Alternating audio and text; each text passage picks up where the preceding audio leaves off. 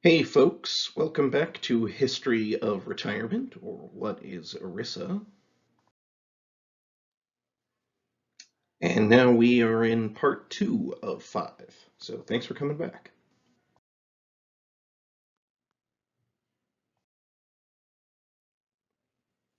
So just a quick overview again. So in part 1, we hit war pensions from Rome to the 17th century, colonial America, Bacon's Rebellion. This is part 2, war pensions. So we'll pick back up with the Continental Army and the American Revolution. Then we'll go to World War I and the Bonus Army. And in future videos, we'll hit private pensions, ERISA, and modern defined contributions.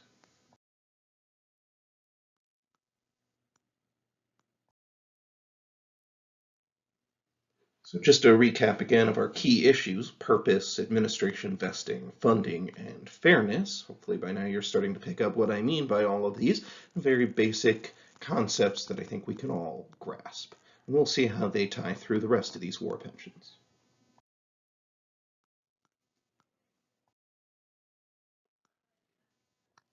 And this is the overview again of war pensions. So we've already hit Roman soldier pensions from antiquity. We hit the colonial pensions paid by colonies and by similar pensions paid by the British in the 17th and 18th centuries, and my ancestor Pedro Ferdinando's.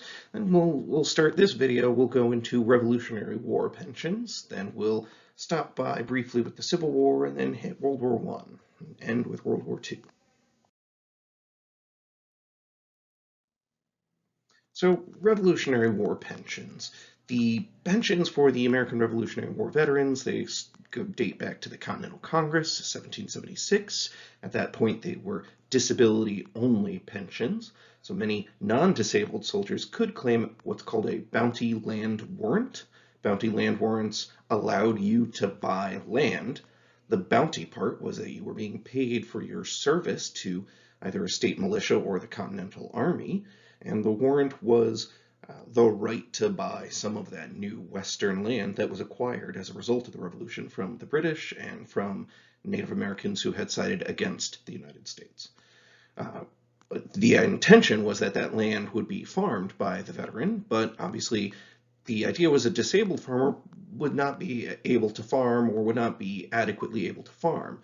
And if you couldn't farm, that meant a diminished standard of living. So the idea was you needed cash. Everyone else could farm, other men could farm. You are an injured man, you need cash. That was at least the thinking at the time. So when we look at the purpose why these benefits exist, they existed partly as a recruitment incentive, partly to look out for disabled soldiers, and then after the war, when the war is already won, we don't have a recruitment incentive, they start to take on significantly more political dimensions. So for the context of this, we really need to talk somewhat about the bounty land warrants, even though they look less like the retirement pensions that we might be familiar with. The idea of a bounty land warrant was the right to buy land as a result of your service. So you could buy the Western lands that had been newly received after the Treaty of Paris with the United Kingdom. So what's really interesting about the Treaty of Paris is as the Revolutionary War ended, those last couple years, the UK and the US and France sort of shifted a little bit. There's some nuance in their relationship, right? The UK knows they're going to lose by, say, 1781 or so. It took a little while to win King George over to that idea, but it was just not tenable after that point. But negotiations continued for a couple years. But the UK government's position was to give a lot of land to the United States, more than might have been expected at the time, mostly to balance against the French.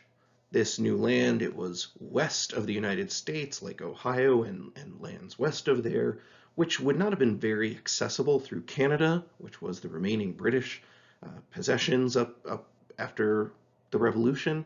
Very easy to access through the United States and those colonies, but not as easy for the British to access from the northern route. So relatively difficult to defend, relatively undeveloped, especially by Europeans. Natives had developed it previously, and there were still natives in that area, of course. But from a European perspective, there wasn't a lot there. There wasn't a lot of economic activity that they could tax. It was very far away from any ports, and it was very difficult to get redcoats there and defend it. But they thought, well, let's give it to the Americans, they'll balance out the French. And then the French actually slowed down a lot of these peace negotiations. So you get this weird, very interesting dynamic where even though the US and the French are allies, and arguably it's only because of France that the United States won the American Revolution, yet when it came to negotiations, the U.S. sort of cut the French out and negotiated directly with the British. Very interesting. So I don't want to get any more tied down with that, but it's very interesting. And the result is, the important part for our purposes is this huge mass of what the Americans and the British and the French would have thought of as largely undeveloped land, sort of how they would have seen it. This new, undeveloped, distant land.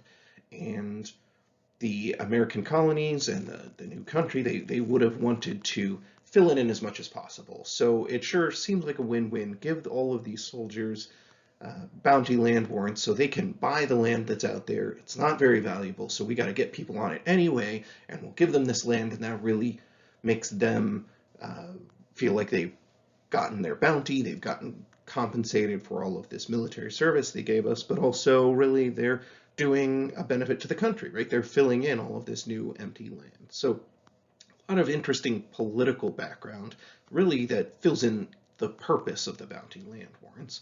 But what is an interesting complication is most of the people who received these land warrants, most of those veterans sold the warrants. So it was a sellable item. You could sell it. It was negotiable. It was the right to buy the land.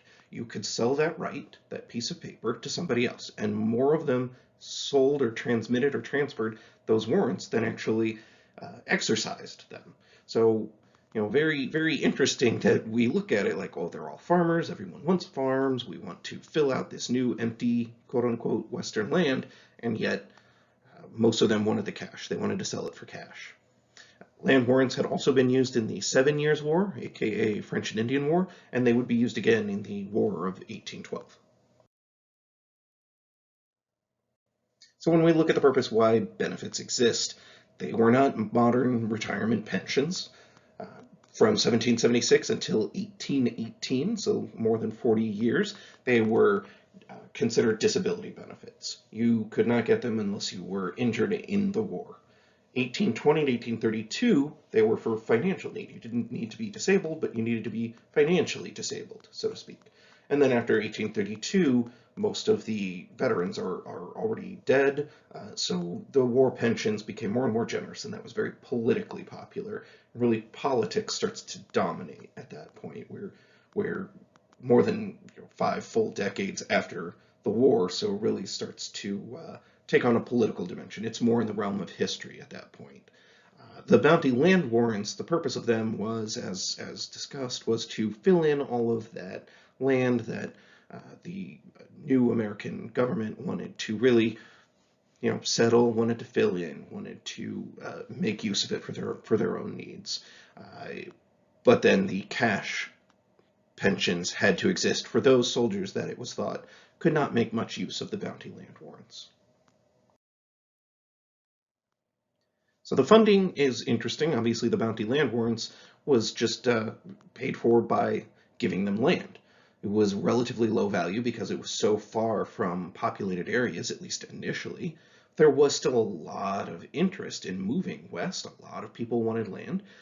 Because it was further from the Atlantic, it was relatively isolated from any sort of trade route. So remember that from Peter Fernandez and all of the tidewater in colonial Maryland, how valuable it was to be able to float your crops. Well, it was considerably harder in a lot of this new Western land, and a lot of people didn't know the routes. Now, luckily, they did find out that there's the Ohio River and the Mississippi River, and that became incredibly important for the same reasons that the Chesapeake and the Potomac were important.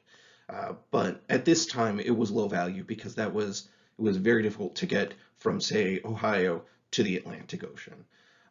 So they really wanted to fill it in. It wasn't super valuable land until they could start settling it. That's when it became incredibly valuable. The actual cash pensions they were paid just out of federal revenue. There was no pre-funded trust. Prior to 1860, federal revenues were almost entirely tariffs. There were some alcohol excises around the War of 1812, but it was almost entirely tariffs, and they were just paying them straight out of revenue as they had them.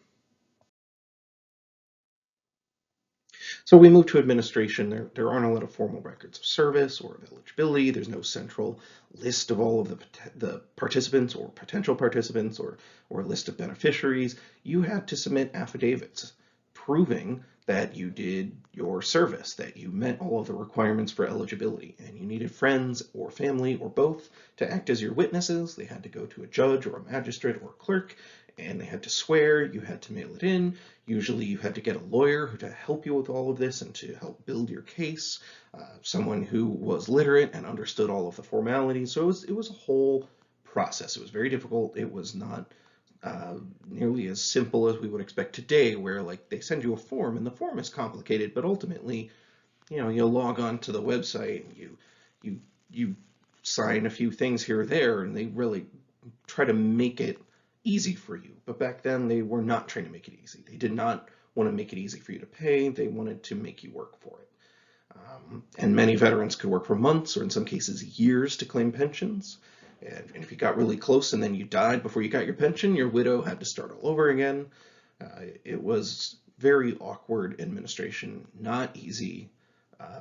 And it was repeated for the War of 1812 pensions, Mexican-American War, Civil War. This was just how government business was done, and to a larger extent how a lot of business was done.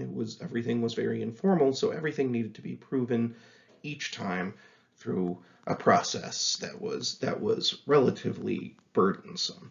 So very difficult administration. When we look at fairness, you can track here the continued expansion. That's one story that you can pull out from all of this century plus of legislation, starting in 1780 when it was extended to widows, and then you can see 1789, the first Congress adopted the pensions if you were disabled by the war, and then later they expanded it to state and militia veterans, then to any service in 1818, any service without disability, so you no longer needed to be injured by the war or injured at all. Then in 1832, you didn't need, you could just get full pay for life to anybody, and you only had to have 2 years of service. And eventually they keep expanding widows' eligibility until by a century after the war started, 1878, they had expanded eligibility to if you were the widow and you had married any veteran at any time, even decades after the war ended, if he had served at least 2 weeks of service, then you were a Revolutionary War widow. And obviously at that point, most of them are dead, so that is a very cheap promise. So that was really a political decision. It seems like it's fairness, but where was that generosity much earlier on? The answer is it was too expensive, so they didn't do it. So they sort of, it seems like fairness. They're trying to go in the positive direction of helping people, giving people more goodies, giving people more stuff, but they were very slow to offer that. So you can sort of make an argument for or against fairness. So when we look at vesting, is it enforceable? And the short answer is no, for the simple reason that vesting doesn't quite make sense. When the government makes the rules, can you then go to the government and ask them to hold you to it? And the modern answer is kind of yes, sometimes, especially if there's a constitutional element, but even if it's just statutory, unless Congress wants to change the law, today we would expect, yes, you could hold the government to its prior promises, even though it could repeal them or change them or modify them by simple legislation. But back then, it was sort of the same, but there was not the norm that we have today where once they promised it, they really can't undo it. And so we can see in 1818 there was a dramatic expansion in eligibility. They went from a disability pension, which it had been since 1776, to any service. It's a dramatic expansion. And that was so expensive because everyone piled on. All of a sudden, all of the remaining veterans, they wanted their money. So 2 years later, 1820, Congress shut the doors again, slammed them shut, and not only that, they kicked you off the rolls. So you had to have a financial need now. So there was a brief window, 1818, 1820, where you just had to have service. Then they shut it again and moved to financial need. So if you did not need it, if you were not in dire economic straits, then you couldn't get it. And not only that, if you had gotten it in the short window of relatively liberal and generous pension eligibility, they took it away from you. Unless you had shown financial need during that period, you were kicked off, or if you had shown disability before then. So they struck a bunch of existing pensioners off the rolls.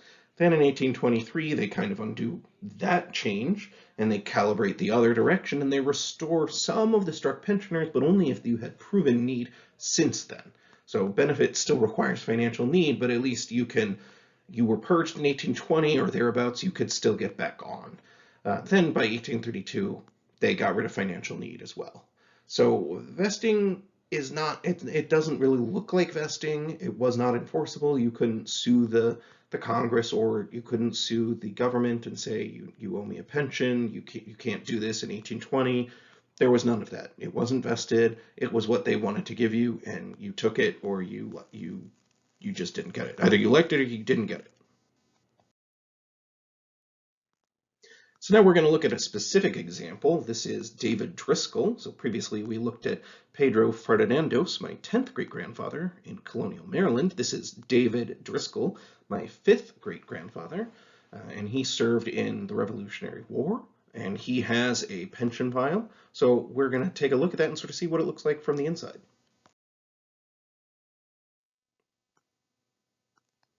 So you can see here, this is a little bit from his pension file. You can see on the right there, it says Illinois, and it says his name, David Driscoll, and above that his wife, Agnes. And you can see on the left, it says Illinois, but under that was Kentucky crossed out. That's because he moved several times. You can sort of see some of this other information. It's over 60 pages, so I'm not going to show you everything, but let's hit some of the highlights. So he was a Revolutionary War soldier. He lived 1763 to 1842. The total pension file is over 60 pages. It's full of mostly affidavits and records of him trying to prove his service, and then his wife trying to prove their marriage. Very arduous, trying to prove that you deserved a pension. And there are also some records about the results where he got his pension application actually accepted.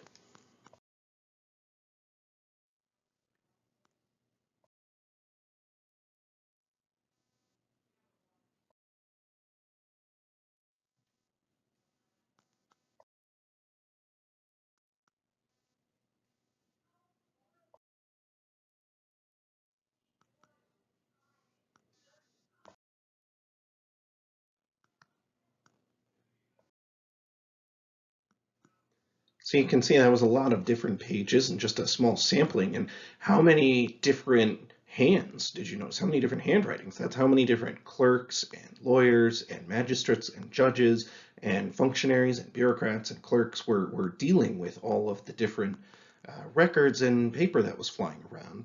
That was quite a bit going on. It was multiple different states, so it was relatively complex for the time. Most of these affidavits, you would have been sworn to a judge or a local magistrate of some sort. You would have been under penalty of perjury, essentially, so you just promised that such and such was true. And in those affidavits, David and then other people on his behalf said that he served from 1777 to 1780 in the Continental Army, North Carolina 10th and then 1st Regiments. He served, among other places, at the Battle of Monmouth in New Jersey and the Battle of Stony Point in New York, which is related to West Point. It's very close to West Point. So very, very interesting battles. He was also in some other battles. Very interesting. I was able to look it up and cross-check, and he was sort of in the same general vicinity as George Washington. So if you remember from Pedro Ferdinandos, that's a second very distant overlap between my ancestors and the line of George Washington, which is unintentional but interesting. A lot of his affidavits would have been witness attestations. It would have been, I recall that so-and-so did this, and just essentially a narrative that you're swearing before a judge, like testimony, sort of like a modern affidavit, except handwritten. and it would have told a story hitting all of the key points that David's pension lawyer said, well, we need you to say this, and we need you to prove this, and we need you to comment on this. And as a result, David's pension was granted in 1820. So after that 1818 liberalization, he got in. Then in 1820, he had his pension revoked by the constriction, and after that, he had to show financial need in order to get his pension restored. So that meant accounting for his assets, describing some of his expenses and living situation, including that he had a dependent child. So it was really important for him to show all of that to justify getting back on the pension rolls after they kicked him off, and he was successful. He did get back on in 1823. So we can see here, we can see the accounting that he did to prove his financial need. You can see the two different accountings that he had to do. He owned some hogs, he owned some a plow, he had one horse, he had some other things, and you can see $52 and $71. Neither one is very much money by the standards of the time. And this is an important detail. You can see his mark. So it says David Driscoll, and then in between is an X, and then it says his mark, meaning he was illiterate. So he had to pay people to help him. He had to pay his pension lawyer to do it. He had to pay his pension lawyer to read and write. He could not read and write. So this is really an interesting issue for administration, one of our key issues. How does administration work, and how does fairness work when he can't even read and he can't be an effective advocate for himself? Is he able to get his pension? Is he able to get the correct pension? What does that really mean? How complex is it for him if he can't even see what he's being asked to put his mark on? So then in 1841, after getting his pension a second time, he moved to 1840 or to Illinois in 1841. So that was when his son moved to Illinois. He and his wife went with him. They had to send in an affidavit and paperwork in order to change the pension address because it was based on your state. So it was not just a simple change of address form. He had to go through an affidavit and a whole rigmarole just to move. Then in 1842, he dies. Now his widow has to prove their marriage in order to get her widow benefit. So Agnes Driscoll had to do it all over again. She had to prove the fact of marriage, the year of marriage, and it was not easy. They sent money to North Carolina, the state where they were married, and North Carolina, even though they sent money and they sent a request, they did not get any reply. So that money was just lost. They tried to get the family Bible, but the Driscoll family Bible was lost. So ultimately what they did was the in-laws had included Agnes and David's marriage retroactively in their family Bible. So Agnes was able to clip that section and include it in her pension application to prove that she was married to David and that she deserved his pension. And that finally did work, and she was granted a widow's benefit in 1844. So here on this page, you can see a little bit of them explaining their efforts to prove her marriage and to explain all the efforts they went through to prove it. And here you can see I've highlighted the clipping from the in-laws Bible, and that was actually the physical piece of paper that was sent in, and now you can see the scan. This is in the government archives today, or at least it was in the government archives when they took this picture to scan it. And that was a physical piece of paper they cut out of their in-laws Bible that proved David and Agnes were married lawfully. So in order to get the Driscoll family Bible, which was not successful, they had to track down their older son, who had taken the family Bible when he moved to Iowa. He had not replied when they sent him letters. So Greenberry Driscoll, my fourth great-grandfather, he had to travel from Illinois all the way to Iowa just to try and retrieve the Bible. Now, Greenberry, as you can see from the picture, was a large man. In fact, in my family, the only thing he was known for was being very, very fat.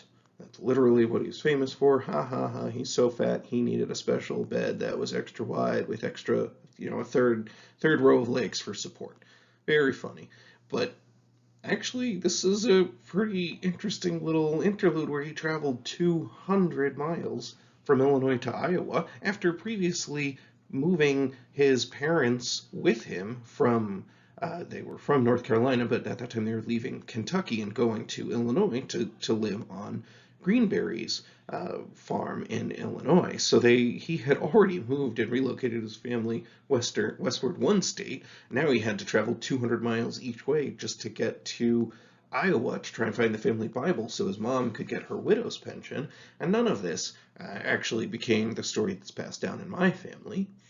Instead, it's just, ha ha, he's fat. So he gets to Iowa and finds out the reason his brother hadn't replied, he's dead. His two sons, his Greenberry's brother, his two sons were there, and they said, yeah, sorry, our dad died. Greenberry said, oh, that's awful, do you have the family Bible? And they said, no, lost in a kitchen fire. So there's no family Bible, and your brother's dead. Anyway, safe travels back to Illinois. So he went all the way back, and that was when they had to turn to the in-laws Bible and get that clipped.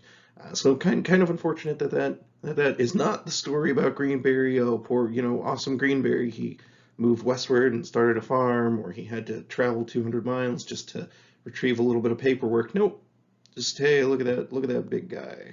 So, pretty interesting, the things that get repeated in family history and the bigger stories that sometimes get left out. So what does this say for our key issues? I mean, if you look at the administration, it's obvious how awful this is. It's a lengthy process. You got to collect all these affidavits. The records are unreliable. North Carolina didn't even respond, even though they sent money. The Iowa Family Bible was just lost. They had to use the in-laws Family Bible, but of course, that record was in there decades after David and Agnes got married. That was just that their in-laws put it in because a daughter of Agnes and Driscoll had married someone else, and that family was why they put it in there. So it was done decades after the fact. So it was not even a reliable record in the first place. So it's very interesting that they accepted that. So the administration is pretty sloppy. If we look at vesting, is it enforceable? I mean, not very, right? They kicked David off. He got his pension, and then they took it away. They kicked him off, and then he had to fight his way back on. Doesn't seem like very strong vesting. He wouldn't have had any claim if Congress hadn't re-liberalized the rules a little bit, calibrated a little bit to allow some financial need proof to get back on the rolls. If they hadn't done that, he wouldn't have any claim. So it was not enforceable against them. They just chose to give it to him. For fairness, right? Who gets the benefits? Well, a lot of politics going into that, right? Who gets it with regard to disability or financial need? Who gets it with regard to the marital date, because they started futzing with that later? And what's the fairness angle of, an illiterate man, a man who cannot read or write, having to hire lawyers and deal with so many different judges and clerks just to get his claim proven? And what's the fairness angle of, if you don't have friends and family who will speak for you and swear affidavits for you, you might not be able to get a claim. So there's certainly some limitations here.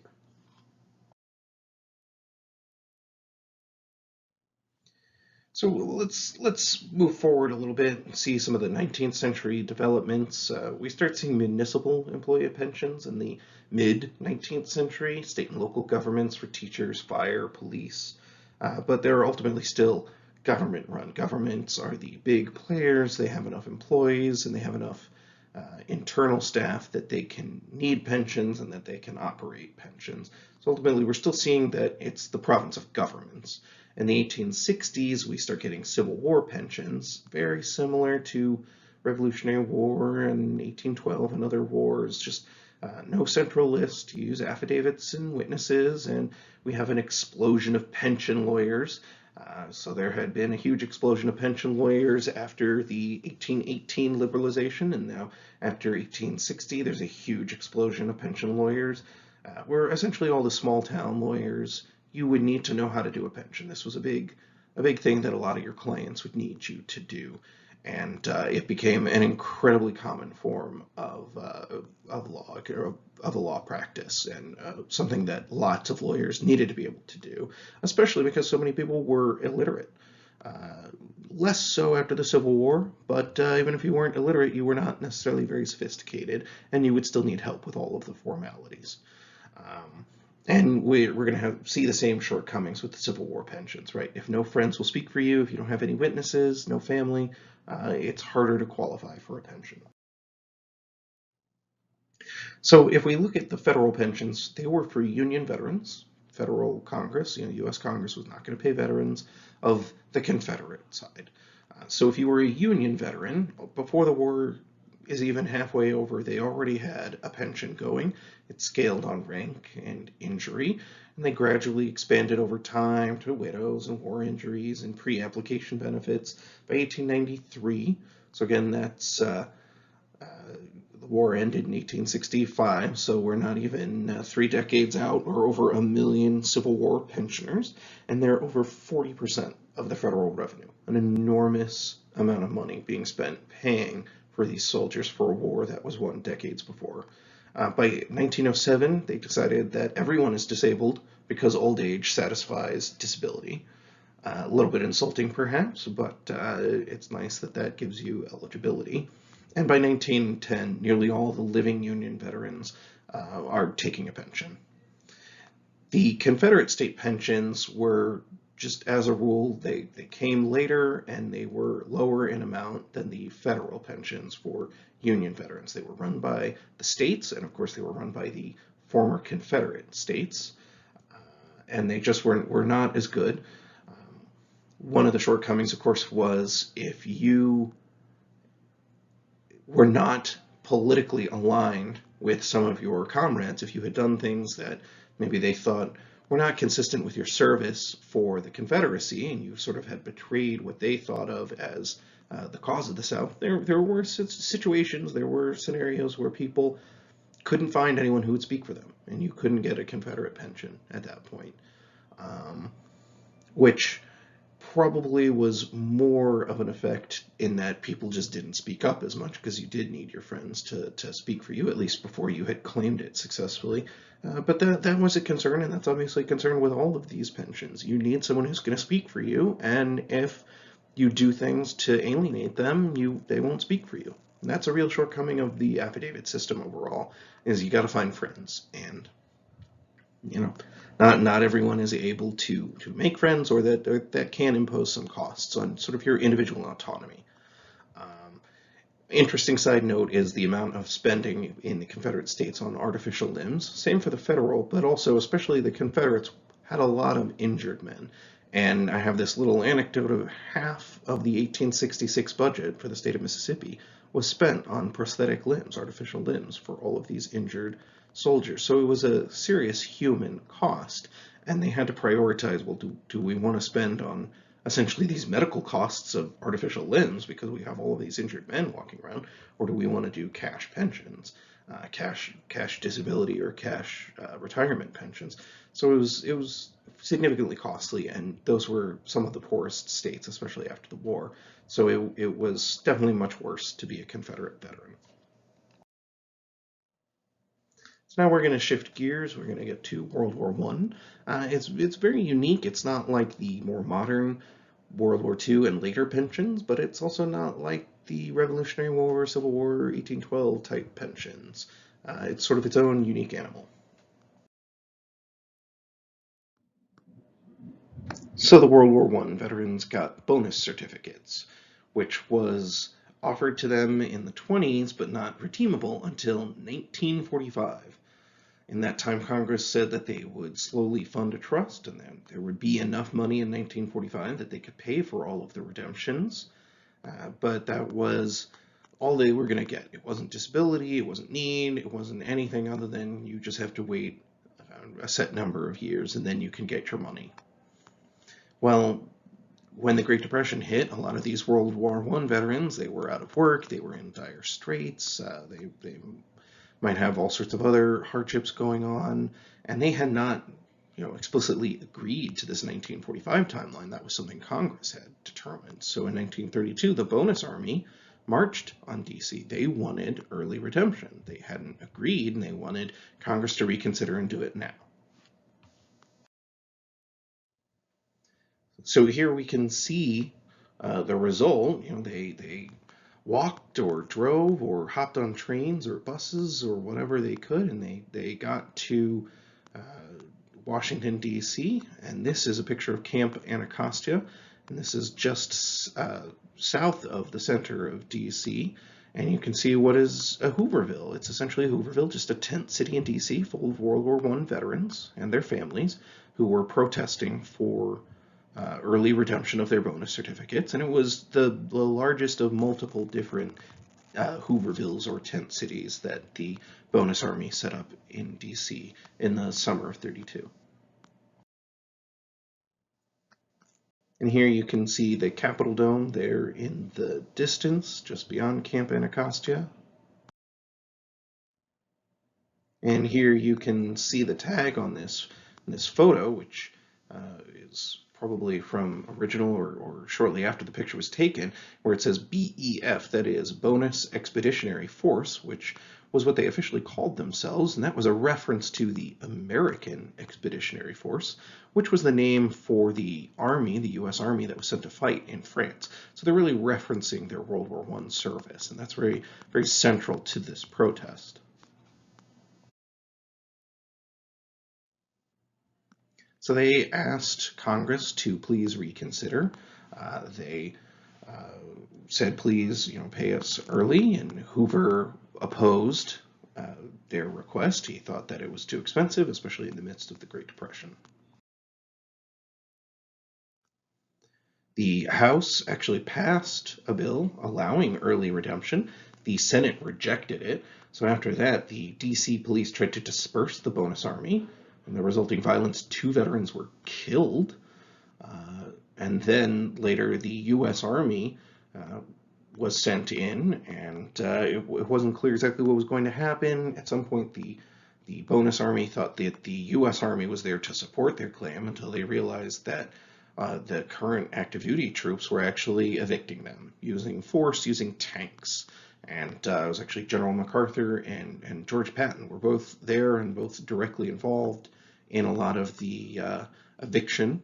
And Eisenhower was secondarily involved later on.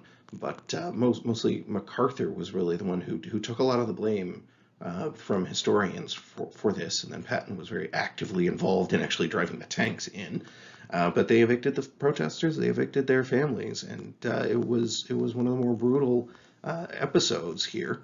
Then FDR is elected at the end of that year, and he also refused redemption, which is something that people sometimes forget, because he was much more conciliatory, much more sympathetic to the Bonus Army, to the marchers, and he offered them, he said, I don't want to do early redemption, but we've got the CCC, the Civilian Conservation Corps, everybody's got jobs, building roads or digging ditches or whatever, sort of work that we have available. There's a lot of physical work that men can do, so go out there, and if you don't want a CCC job, well, at least we'll give you a free ride home. Free ride home sure sounds like a much better way to disperse a crowd than driving over them with tanks and kicking out their wives and children from a tent city, from a Hooverville.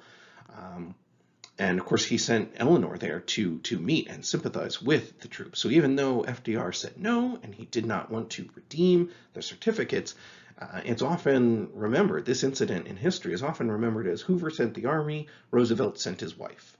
Even though Hoover and FDR both said no, FDR was much more conciliatory and willing to see the marchers' side. And that's why the incident is often remembered as if FDR was really on their side, even though officially he said no, and he continued to say no until 1936, when he vetoed Congress's early redemption. So 1936, Congress wanted to redeem it 9 years early, and FDR vetoed it. Congress overrode his redemption. but that's still how we remember it, that Hoover sent the army and FDR sent his wife. So now we'll just briefly hit the modern, which is World War II pensions and beyond. And this is something I think we're all a little bit more familiar with if you understand modern politics. It's the GI Bill, the education and housing benefits, training benefits, as well as pensions and survivors and all of the healthcare aspects. And the real benefit here is a lot of it's available immediately. You don't need to show disability for a lot of these benefits. It's much more generous. It's much broader. Obviously, there are problems with the system, but it's certainly much more generous and much more immediate and much more expansive than any of the preceding war pensions that we've looked at. So, we can link this back to the key issues. What are we seeing here as to why the benefits exist, right? What's the purpose? I think that we can see there's obviously an incentive component, but a lot of these changes happen after the war is already won. So we're not trying to incentivize new soldiers necessarily. We're not trying to get men to sign up. We're not trying to get people to sign up. It's really what is going on.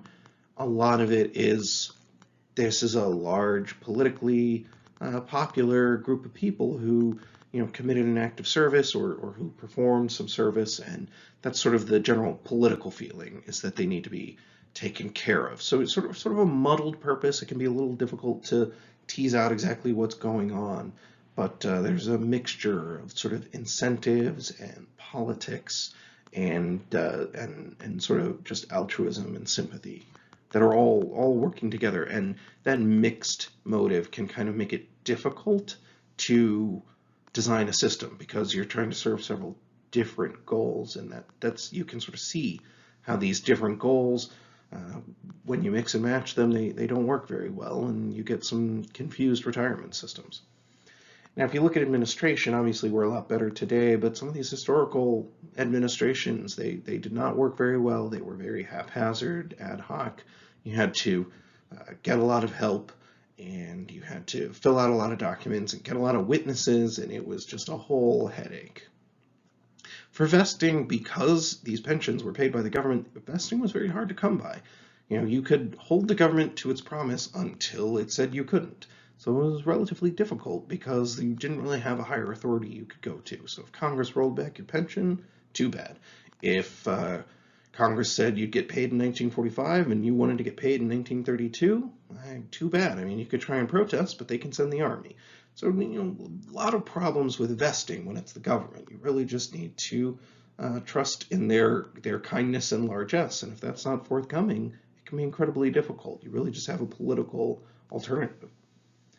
For funding, how to pay for it, the World War I benefit, of course, did have a trust fund, but for the most part, a lot of these pensions are just paid out of general revenues, and that can be really hazardous, and it can cause all sorts of design changes where they have to restrict benefits because they just can't afford it because it's coming out of current revenues. They don't have a dedicated funding stream. And when we look at fairness, I mean, you can draw a lot of different stories about that, but ultimately what we see is when it's expensive, they don't want to pay. And they will restrict benefits until the population shrinks so much that they can afford to appear generous. So really not fairness of the type that we would expect today. And here I've laid out some of the specific details, but you can see the purpose that modern retirement pensions would have versus these historical war pensions or U.S. veteran pensions. I mean, rewarding service to the government versus today compensation for employment. In the past, obviously, administration, as I discussed, was very difficult, and you could get retroactive changes, so you weren't necessarily vested. The funding was not a dedicated source, and it was paid out of general taxes, and there was a lot of discrimination, a lot of sometimes arbitrary design choices. So very different from what we would expect from a modern retirement system.